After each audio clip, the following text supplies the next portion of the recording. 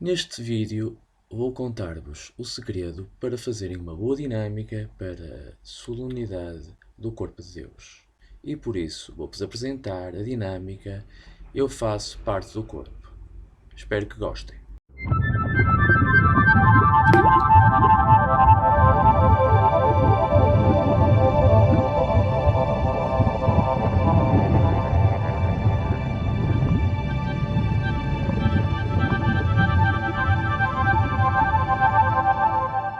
O objetivo desta dinâmica é dar ênfase à importância de fazer parte da Igreja. É também destacar a valorização de cada membro como parte do Corpo de Cristo. O material que é importante para esta dinâmica são 3 figuras de um corpo humano, como estas que vos vou mostrar agora aqui na imagem. Como fazer a dinâmica? Primeiro, recorte as figuras do corpo humano, dividindo-as em várias partes: cabeça, mãos, braços, pés, pernas, etc.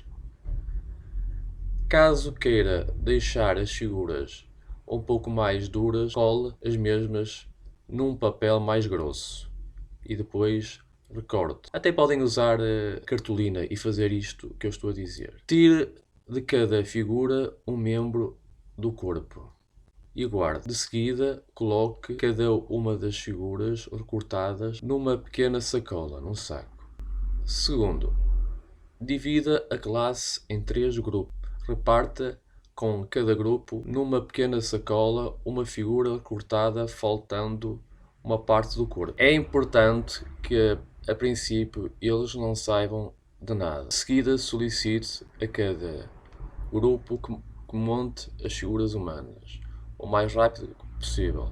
Deixe que eles percebam que está faltando em cada figura uma parte do corpo para que ela fique completa. Quando começar as exclamações, pergunto: há necessidade mesmo dessa parte ou dá para formar o corpo completo sem ela? É hora de você entregar a cada grupo a parte do corpo que falta para que o corpo fique completo. Depois, convido todos a lerem a passagem da primeira carta de São Paulo aos Coríntios, capítulo 12, versículo 12 a 27. Acaba a dinâmica entregando a todos uma cópia do texto, que eu vos vou sugerir, pode ser outro. A Igreja é um corpo. Ou até, se acharem que há uma leitura, um texto adequado a este tema, do corpo de Cristo, do corpo de Deus, pode ser também esse texto. Conclua lendo o texto a todos os catequizandos. Espero que tenham gostado desta dinâmica e que